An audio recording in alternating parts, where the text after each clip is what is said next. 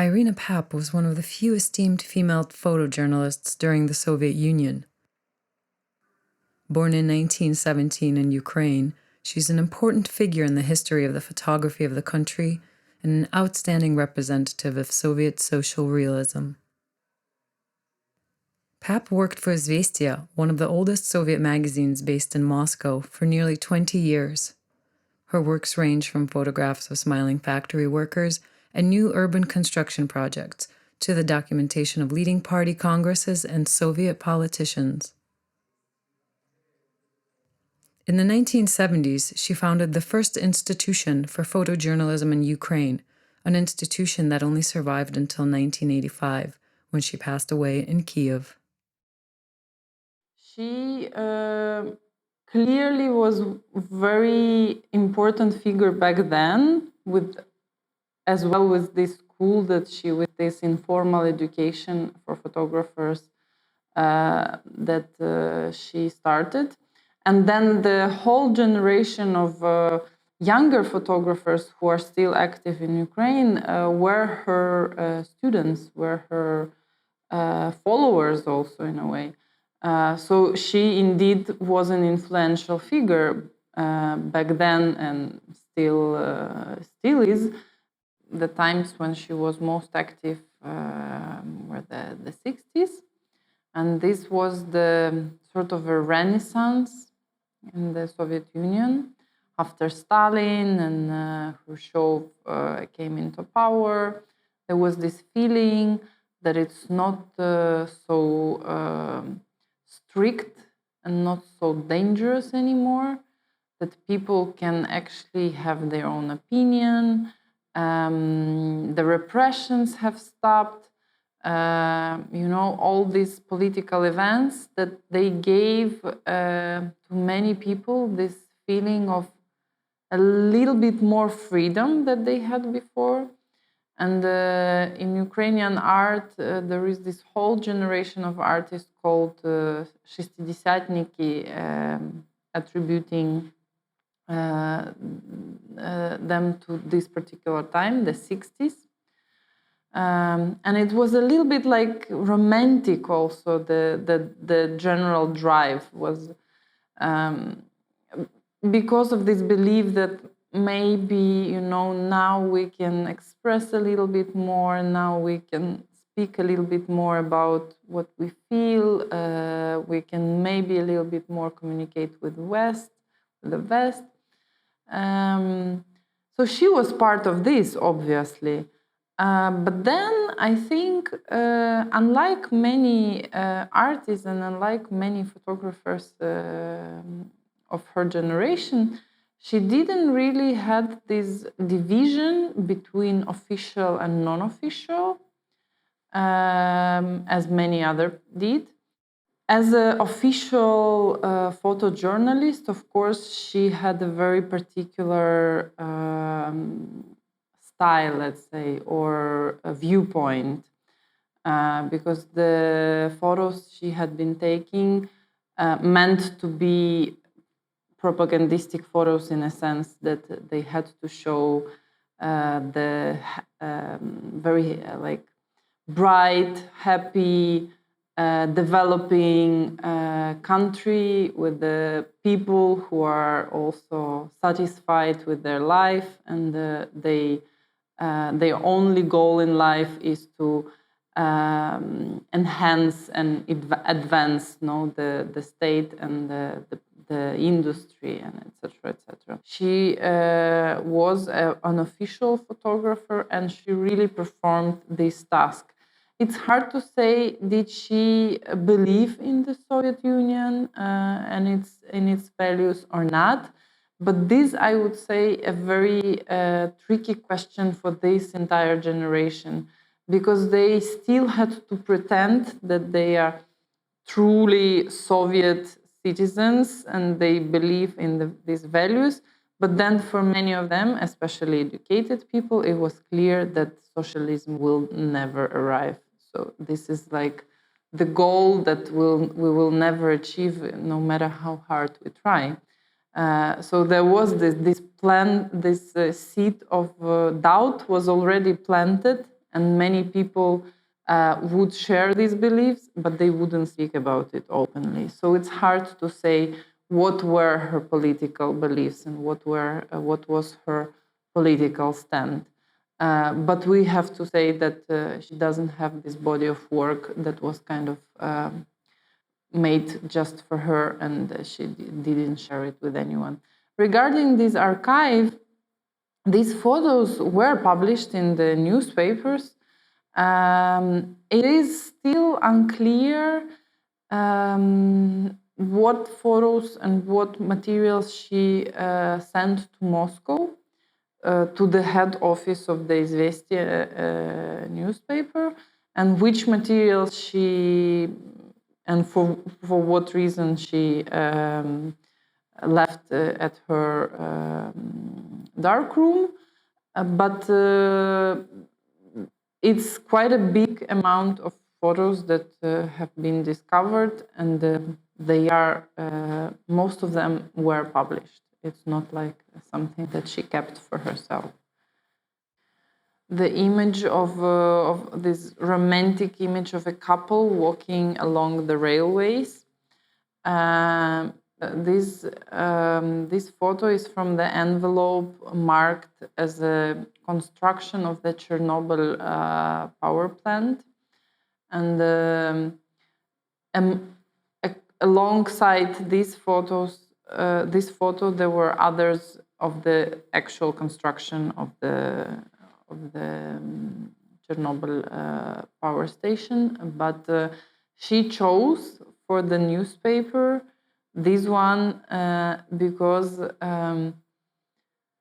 that was the general sentiment, no? That the Soviet Union starts this very important initiative in atomic energy, and then they built a city, and there are many new young people coming to live in this city and work at the Chernobyl power station. And you see this young couple very happy walking along the railways that have been laid down probably not so far, not so long ago, to establish the railway connection with the newly built city. So you can actually tell the story of the entire modernization, Soviet modernization project based on this one photo, which, if we don't know the story, looks very naive, very romantic, and doesn't have any of the implementations that I just described. No, but if you know the story, then you can really unroll it. No. And many photographs that she made of the official delegations, for instance, when Fidel Castro visited the Soviet Union. And this was, of course, a completely different genre, completely different approach, because these were not staged. These were the photographs that she took like a photojournalist, very quick. And they were meant to show these international relations and international connections of the Soviet Union, and demonstrate who are our friends and who are our foes. No, because obviously there were only delegations of the friends visiting the Soviet Union. In general, I think the situation in Ukrainian art history and the history of Ukrainian photography stands out a little bit, or it cannot be compared to the Western countries situation, because this 70 years gap of Soviet Union really erased a lot of stories. Put away a lot of important names, destroyed many artistic styles and schools and etc. So in a way, the history of Ukrainian photography is pretty much still an oral history. It doesn't exist as there are not so many research or books being published on this topic. And in this respect, it's now the situation is that young researchers started to rediscover these forgotten names, or these names that were kind of blamed or labeled as Soviet photographers or Soviet artists, and as such disregarded and again put somewhere far away in the archive and not to be mentioned.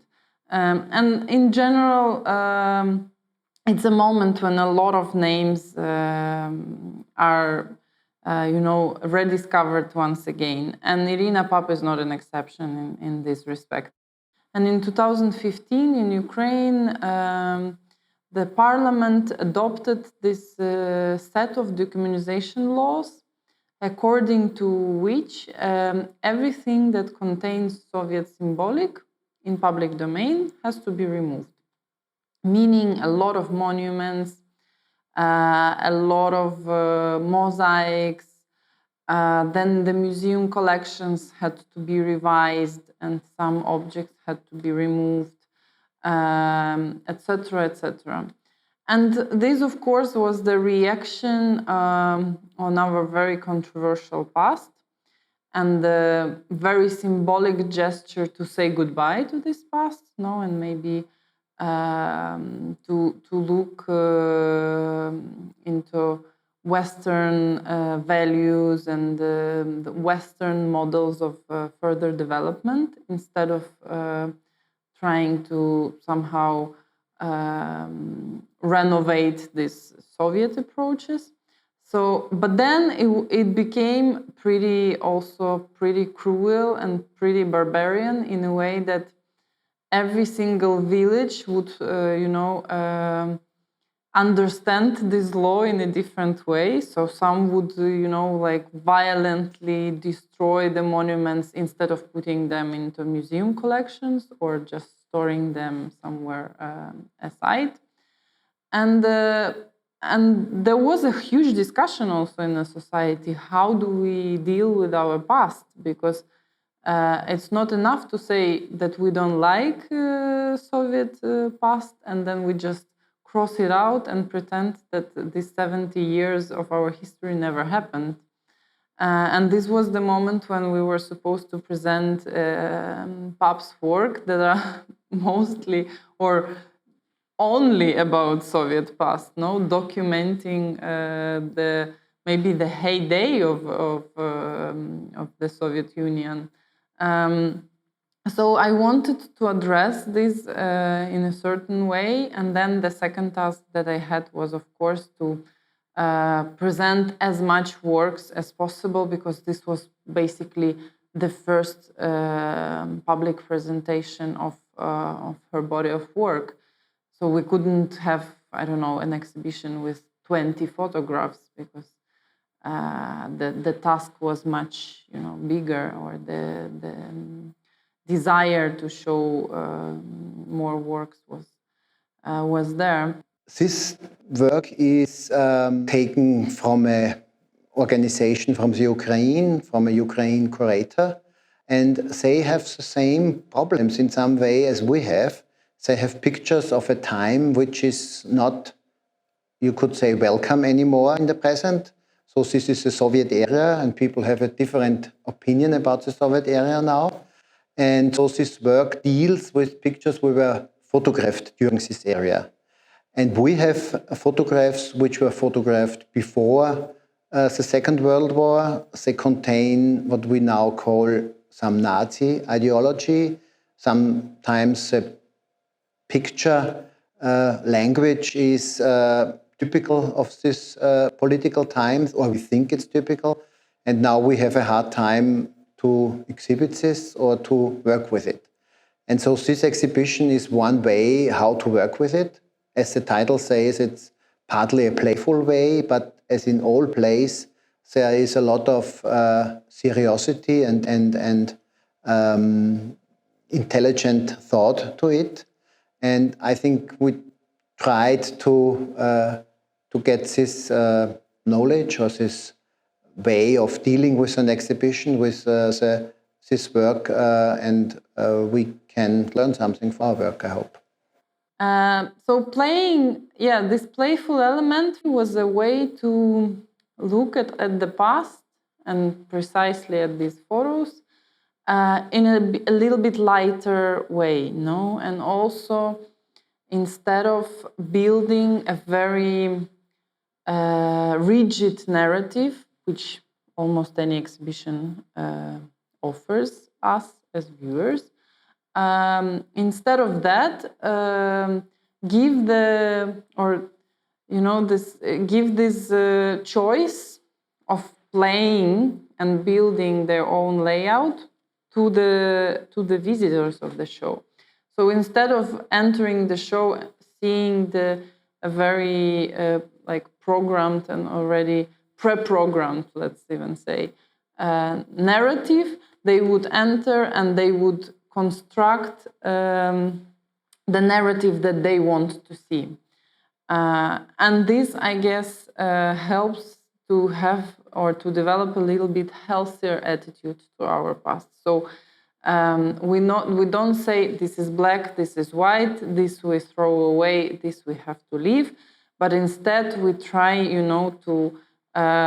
to rather work in this gray zone in between and combine different things. I don't know, if you don't like certain image, you just put it away, no? And you build your narrative without it. So it's also very democratic, and it gives voice to people who attend the exhibition.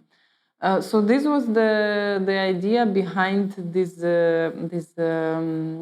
exhibition design, or this solution that we came up, because all the photos are on the shelves, and you can easily take each photo and move it around and create your own layout, which is pretty unconventional, and the museum rules are exactly the other way around, no? Built exactly the other way around, that you don't touch and you don't interact. But this is also what we wanted to break, this logic that you as a visitor have very few choices and very few possibilities to interact with an exhibition.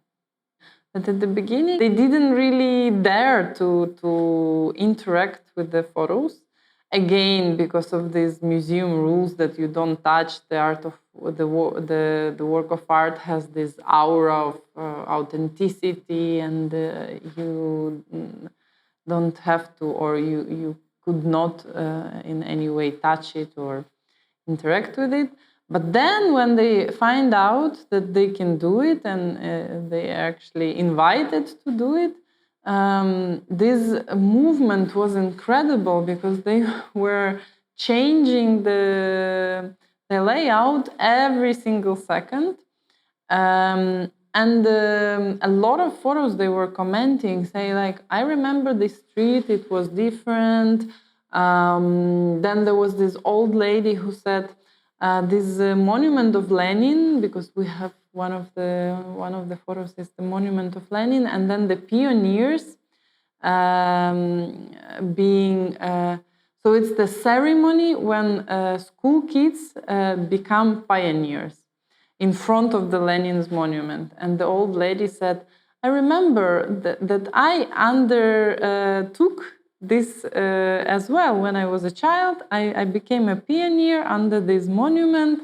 And it's very nice to see this photo, because it evokes so many memories. It was like 50 years ago. And of course, I don't have any photos, but then I can look at this one. And some people were saying, of course, some of the images are very propagandistic, are very ideologically loaded, and that the artistic values are probably secondary for them, and this ideologic element is much more important. But in general, it was very well received.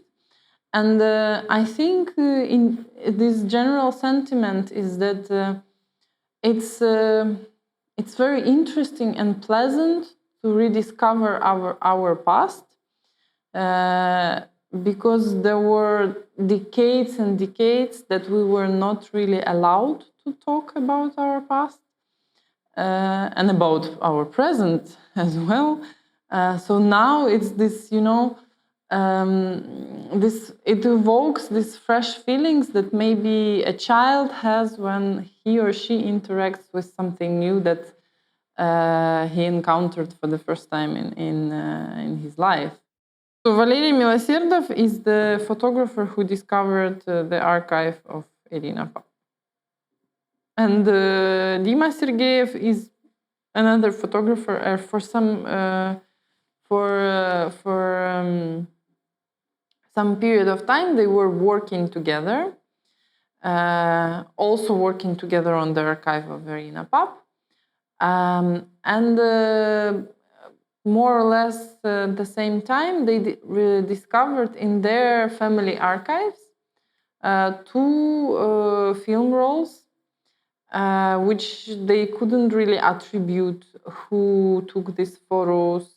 And then both of the film rolls were damaged because they were stored in the wrong way. I don't know, there was humidity or some other factors that really created these special effects that we now would call filters, no? Because they at the end are very beautiful. And because they were working on the IRYNA's archive, and at the same time they discovered these films, they thought that it could create a certain dialogue.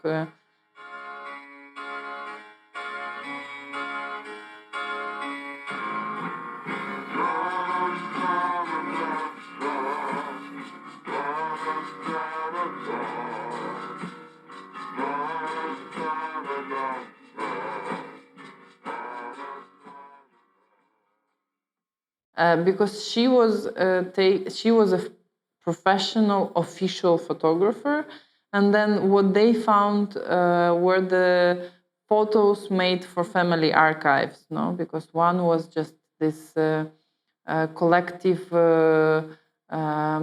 subotnik, the other one was the sort of a party for a person who was supposed to go to army.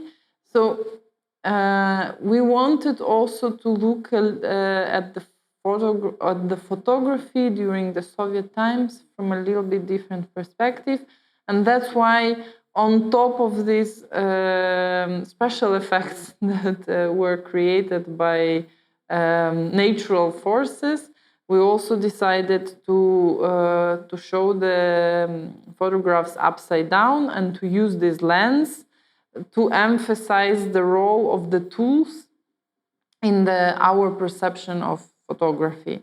Because all these things, they clearly change our perception, and if you put them on the front line, then you maybe demonstrate to your audience that these are the manipulations that can happen not only with these photos, but with any image, no?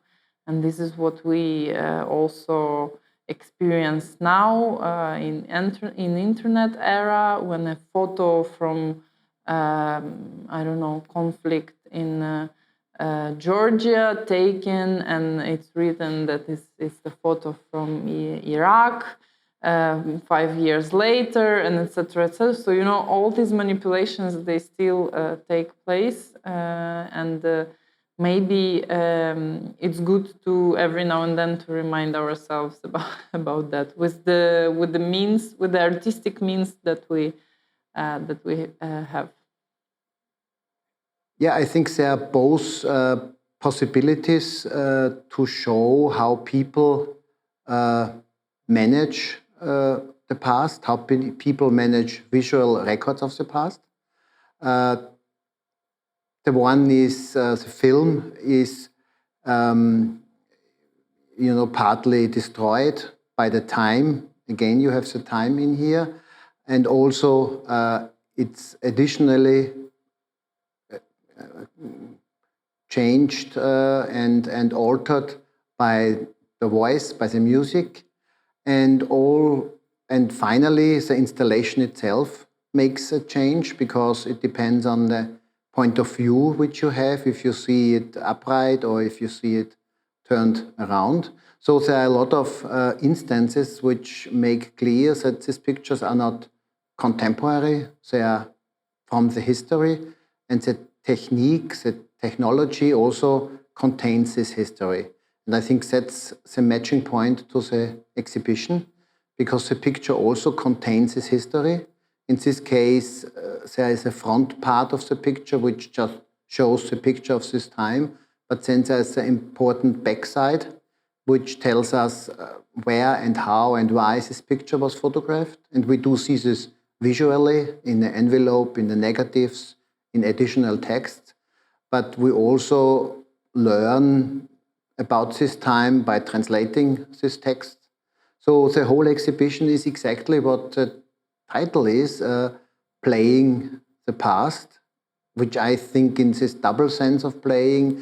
So the exhibition plays, as a play, plays a certain topic or a certain content, but it's also us playing around with the past. And it's not only that we project into the future, but we also project back to the past, and that means the past changes depending on who looks at it and from what point of view he looks at it.